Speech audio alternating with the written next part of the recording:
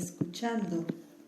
Vamos es un movimiento, una espiritualidad que nos ofrece en estas 5 letras un cumplimiento de acuerdo a las enseñanzas que hemos recibido como todo cristiano.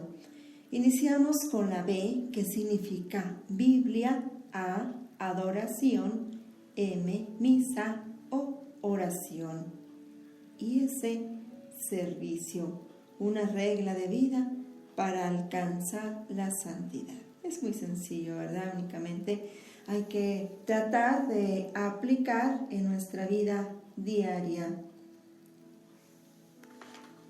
Continuamos. En este momento nos preparamos para responder al paso número 3. ¿Cómo lo aplicarás a tu vida? De acuerdo como nos indica el método de la palabra y yo, así como hemos recibido la palabra de Dios, de acuerdo al Santo Evangelio que estamos meditando el día de hoy. Te recuerdo que es el Evangelio de San Mateo, capítulo 23, versículos del 1 al 12. Te comparto estas palabras de reflexión, la palabra en tu vida, para así poder recibir más luz, tener más claro qué es lo que vamos a responderle al Señor. Aprendan a hacer el bien, sigan el camino de la justicia, reconozcan los derechos del oprimido. En este tiempo de Cuaresma, ¿tenemos presente este compromiso con los pobres? ¿O será que nos resulta más cómodo ayunar, cumplir con ir a la iglesia y ayunar los viernes? Bueno, pues yo en lo personal creo que es importante hacer ambas sugerencias que nos da el día de hoy la palabra en tu vida. También es bueno ayunar, cumplir con ir a la iglesia y sobre todo ayunar los viernes, pero también es como fruto de todo esto que vivimos, que rezamos dentro de nuestra iglesia.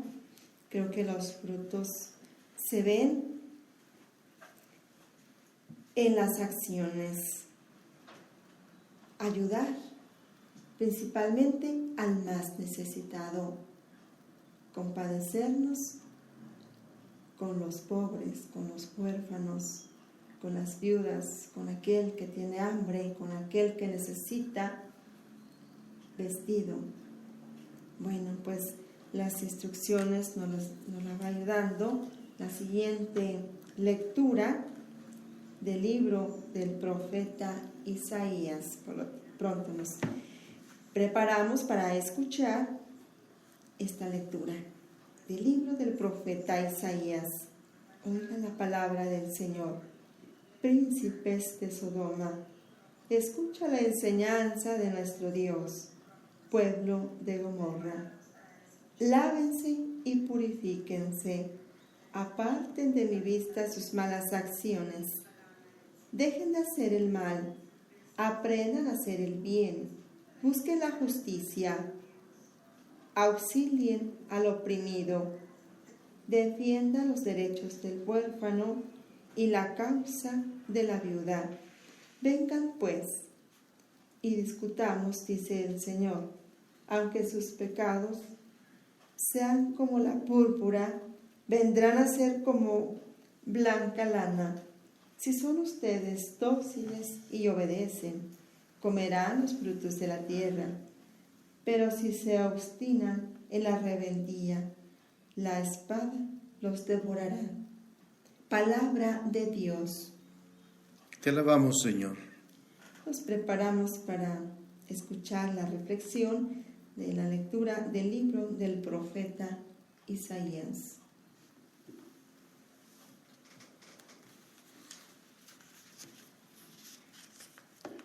El profeta Isaías en esa lectura que acabamos de escuchar, denuncia la falsa religiosidad que practicaban en ese momento el pueblo de Israel.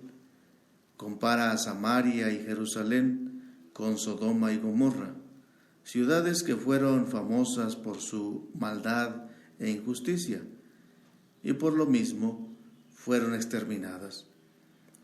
El culto que espera el Señor no se limita a cumplir con los rituales, a presentar ofrendas y sacrificios, porque si estos no van acompañados de la justicia social, del compromiso con los débiles y los pobres, esa religiosidad se convierte en tranquilizadora de conciencias.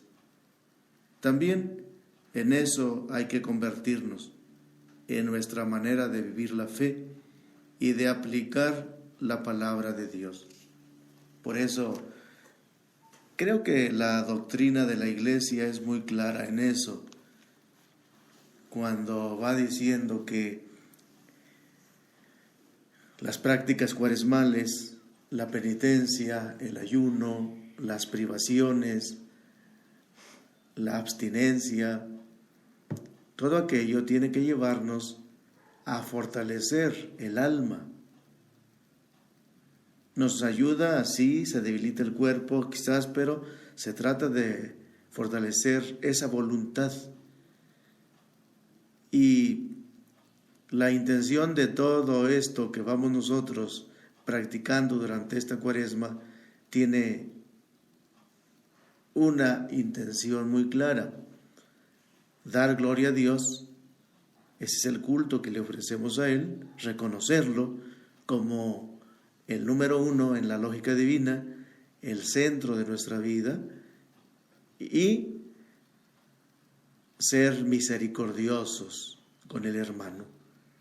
Es decir, estar atentos a sus necesidades, estar atentos a lo que nosotros podemos ayudar, ser fraternos y solidarios, pero sobre todo, remarca mucho este tiempo el tema de la reconciliación. Si vas a presentar tu ofrenda, dice el Evangelio, y te das cuenta que alguien tiene algo contra ti, deja tu ofrenda, ve y reconcíliate con tu hermano. Es el tema del perdón, porque ser misericordiosos es perdonar. Perdonar no solo a aquellos que pues tenemos que perdonar porque son de nuestra familia, son cercanos, sino al enemigo, aquel que constantemente sigue haciéndonos daño, nos hace sufrir. Y sabemos que perdonar al enemigo y servir al enemigo es lo más difícil. Por eso también nos remarca la doctrina de la Iglesia que solamente a base de ayuno y oración se puede lograr. ¿Qué quiere decir? Que solamente implorando la gracia del Espíritu Santo podremos ser solidarios y sobre todo reconciliarnos con el hermano, que es la parte más difícil. Quizás es más fácil reconciliarnos con Dios porque nos acercamos al sacramento de la confesión, pero en ese momento que nos acercamos y recibimos nuestra penitencia, la penitencia va orientada justo al perdón de las ofensas que nos han hecho nuestros prójimos, los hermanos. Y yo creo que no hay cosa más difícil que humillarse justo ante aquel que nos ha ofendido. Y ya no hace mucho, hace poquito apenas, alguien decía, y va a venir a verme alguien que me ofendió, y a poco tengo que humillarme todavía, tengo que recibirlo. ¿Y cuál es mi actitud con que tengo que recibir a esta persona por quien siento ese resentimiento? Porque me ha ofendido. ¿Qué podemos contestar? Sino con las palabras del Evangelio. Padre, pero es que siento que mi dignidad se echa por los suelos. La respuesta fue, no hay que humillarse ante aquella persona, hay que doblegarse en el orgullo y recibirla. No es fácil decir eso, pero sobre todo no es fácil hacerlo. ¿Qué va a pasar? No sabemos.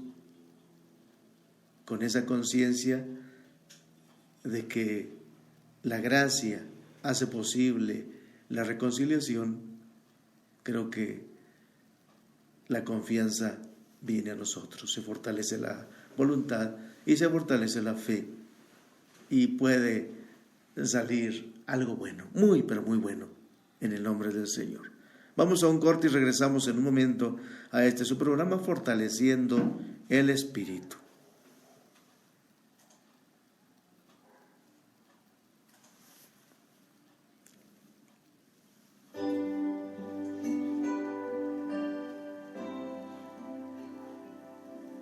Ya regresamos. Estamos fortaleciendo el espíritu.